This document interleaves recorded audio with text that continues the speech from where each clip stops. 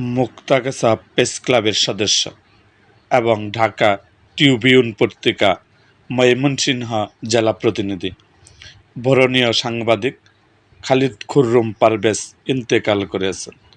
ইন্না লিল্লাহি ওয়া ইন্না ইলাইহি রাজিউন।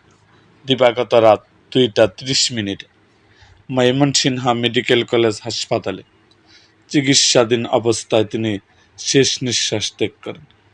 মরহুম খালিদ খুররুম পারভেজ মুক্তাগাছা প্রেস ক্লাবের প্রতিষ্ঠাকালীন সভাপতি ও বর্তমান আহ্বায়ক এজেড.এম ইমামউদ্দিন মুক্তা সাহেবের দ্বিতীয় সন্তান। তিনি ময়মনসিংহের সাংবাদিক মহলে অত্যন্ত পরিচিত ব্যক্তিত্ব ছিলেন।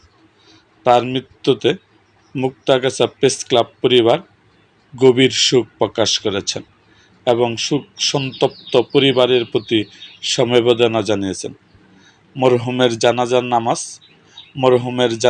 নামাজ প্রথম জানাজার নামাজ অনুষ্ঠিত হবে সকাল 11টায় আব্বাসিয়া আলিয়া মাদ্রাসা ঈদগাহ মাঠে। দ্বিতীয় জানাজা বাদ জোহর খিলগাতি মরহুমের নিজ বাড়িতে। সকলকে জানাজার নামাজে শরিক হওয়ার জন্য অনুরোধ করিয়াছেন।